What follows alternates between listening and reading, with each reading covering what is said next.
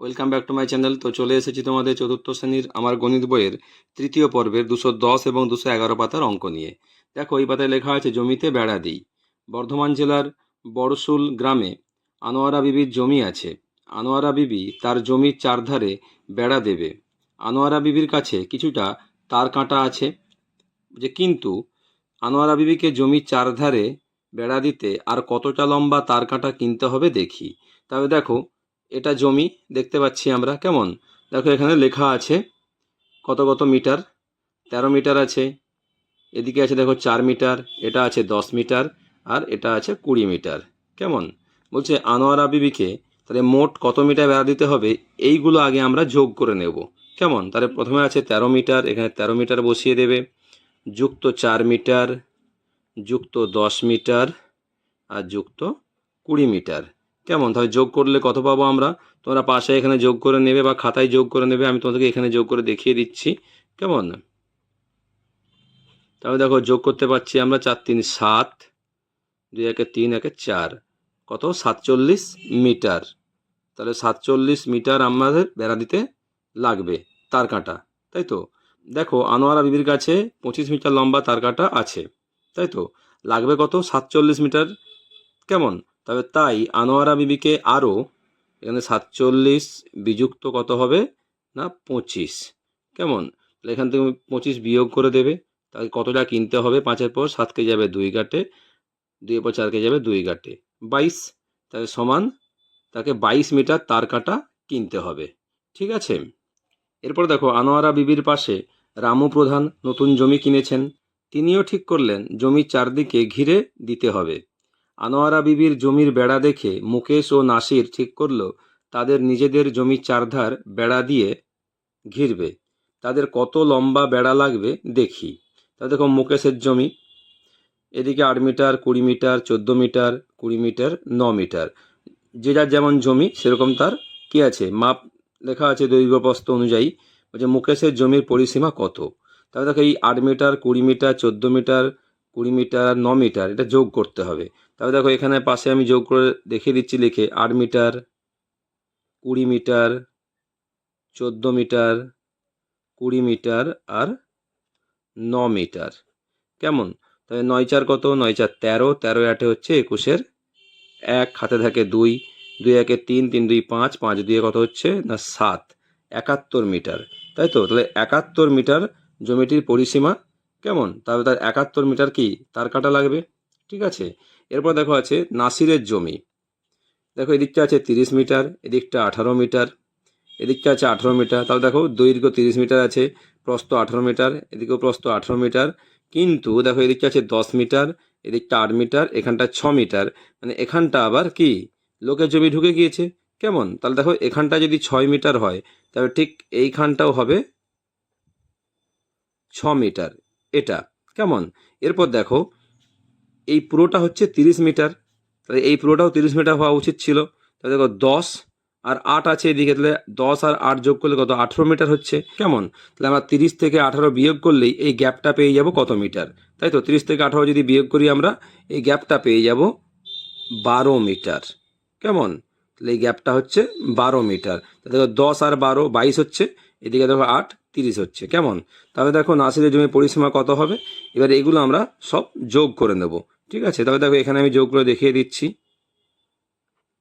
30 metre, ওপরে আছে 18 metre, তারপর দেখো 10 মিটার, তারপরে আবার 6 মিটার, আবার 12 মিটার, আবার 6 মিটার, এদিকে 8 মিটার, নিচে আবার দেখো 18 মিটার আছে। কেমন? তাহলে দেখো, যোগ করতে কত পাবো? 8 8 16, 16 6 22, 22 2 24, 24 6 30, 8 38 8, হাতে থাকে 3, 1 2 3 4, 4 3 7, আর 7 3 কত হবে? 10, 108 মিটার। তাহলে দেখো, নাসিরের জমির পরিসীমা কত হচ্ছে না 108 মিটার। কেমন? এরপরে দেখো, রামু প্রধানের জমি 7 মিটার আছে, এখানটা 22 metre, 7 metre, 7 metre, 22 metre, 7 metre. তাহলে দেখো, দৈর্ঘ্য আছে 22 মিটার, 22 মিটার, বাকি সব দেখো প্রস্থের মতো আছে, 7 মিটার 7 মিটার করে আছে। কেমন? তাহলে দেখো, রামু প্রধানের জমির পরিসীমা কত হবে না এই সবগুলো আমাদেরকে যোগ করতে হবে। তাহলে দেখো, 1 2 3 4, চারটে 7 মিটার আছে, তাহলে 4 7 কত, আমি একসঙ্গে বসিয়ে দিচ্ছি 28 মিটার। তারপর দেখো এদিকটা 22 মিটার আছে আর এদিকটা 22 মিটার আছে, যোগ করে নেব। কত হবে, 2 2 4 4 4 8, 2 2 4 2 6, 68 মিটার। কেমন? তাহলে রামু প্রধানের জমির পরিসীমা হচ্ছে 68 মিটার। দেখো এটা একটু ভুল হয়ে গিয়েছে, 4 7 28 বলেছিলাম, আমি ইংরেজি 8 লিখেছি কিন্তু বাংলা 4 ধরে নিয়েছি, এটা 28 8 হবে। ঠিক আছে, 8 2 10, 10 2 কত হবে না 12 2, হাতে 1, 2 2 4, 2 6 1 7, কত হবে না 72 হবে। তাহলে এখানটা কেটে কত করবে না 72 করবে। ঠিক আছে, তাহলে রামু প্রধানের জমির পরিসীমা 72 মিটার, অর্থাৎ তার 72 মিটার বেড়া লাগবে জমিটা ঘিরতে। কেমন? তাহলে চলো পরের পাতায় যাওয়া যাক। দেখো এই পাতায় লেখা আছে একের দাগে, আজ খেলার ক্লাসে আমাদের স্কুলের খেলার মাঠটির চারধার বরাবর ছুটতে হবে। কত মিটার আমাদের ছুটতে হবে দেখি। তবে দেখো এখানে কি স্কুলের মাঠে চারধার ছুটতে হবে, এদিকটা 20 মিটার আছে, এদিকটা 30 মিটার, এদিকটা 14 মিটার, এদিকটা 6 মিটার। তাহলে কত মিটার ছুটতে হবে আমাদেরকে কি করে পাবো আমরা? কত মিটার ছুটতে হবে আমাদেরকে এগুলো সব যোগ করতে হবে, তবে আমরা পাবো। আমাদের ছুটতে হবে 20 মিটার যুক্ত 30 মিটার যুক্ত 14 মিটার যুক্ত 6 মিটার। কেমন? এই চারটে যোগ করলে আমরা পেয়ে যাব। এখানে দেখো যোগ করে দেখিয়ে দিচ্ছি, 20, তার নিচে 30, তার নিচে 14, তার নিচে 6। যোগ করলে কত পাবো দেখো, 4 6 10 0, হাতে 1, 3 1 4, 4 2 6, 6 আর হাতের 1 কত হবে 7, 70 মিটার। তাহলে এখানে আমরা বসিয়ে দিলাম 70 মিটার। তাহলে কত মিটার আমাদের ছুটতে হবে না, আমাদেরকে 70 মিটার ছুটতে হবে। ঠিক আছে, এরপর দেখো আছে 2 দাগে, রীতা তার বাগানের ফুল গাছ বাঁচানোর জন্য বাগানের সব দিক বেড়া দিয়ে ঘিরবে। কতটা দৈর্ঘ্যের বেড়া দেবে হিসাব করে দেখি। তবে দেখো এখানে সব লেখা আছে কত মিটার কত মিটার। এদিকটা দেখো 14 মিটার, এদিকটা 5 মিটার, এদিকটা দেখো এখান থেকে এটা হচ্ছে 12 মিটার, এখান থেকে এটা 6 মিটার, এখান থেকে এটা 2 মিটার, এদিকটা 11 মিটার। তাই সবগুলো আমাদেরকে যোগ করলে তবে আমরা এই বাগানটার পরিসীমা বের করতে পারবো। তাই চলো, রীতা বেড়া দেবে 14 মিটার, উপরে দেখো 5 মিটার, তারপর দেখো 12 মিটার, 6 মিটার, 2 মিটার আর 11 মিটার। কেমন? এবার দেখো এইগুলো আমাদেরকে সব যোগ করতে হবে, যোগ করলে এখানে আমরা কত মিটার বের করতে পারবো, অর্থাৎ পরিসীমাটা পাবো। তাহলে দেখো এখানে লিখে যোগ করে দেখিয়ে দিচ্ছি তোমাদেরকে। দেখো 14 মিটার, তারপরে 5, তারপরে 12, তারপরে 6, তারপর 2, তারপর দেখো 11। কেমন? যোগ করলে কত হবে দেখো, 2 1 3, 3-এর সঙ্গে 6 যোগ করলে 9, 9-এর সঙ্গে 2 যোগ করলে 11, 11-এর সঙ্গে 5 যোগ করলে 16, 16-এর সঙ্গে 4 যোগ করলে পাবো 20, শূন্য হাতে থাকে 2, 1 2 3 আর হাতের 2 যোগ করলে পাবো কত 5, 50 মিটার হচ্ছে। তবে দেখো 50 মিটার কি এই বাগানটার পরিসীমা। তাই বেড়া দেবে কত মিটার লাগবে দৈর্ঘ্য বেড়া না 50 মিটারের দৈর্ঘ্য বেড়া লাগবে। কেমন? এরপর দেখো 3 দেখা আছে, মা আমাদের প্রত্যেকের মাথার বালিশের ঢাকনার চারধারে লেস লাগাবেন।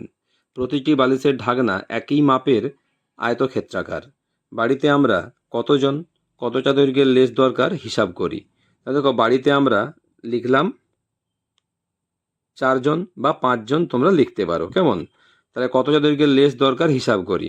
তাহলে দেখো একটা বালিশের দেখো ঢাকনার আয়তক্ষেত্রাকার যেহেতু ঢাকনাটা, তাই তো, তাহলে এদিকে দেখো আছে 50 সেমি, এদিকটা 35 সেমি। তাহলে দেখো এদিকটাও 50 সেমি হবে, অর্থাৎ আমরা দৈর্ঘ্য পাচ্ছি 50 সেমি আর প্রস্থ পাচ্ছি কত না 35 সেমি। কেমন?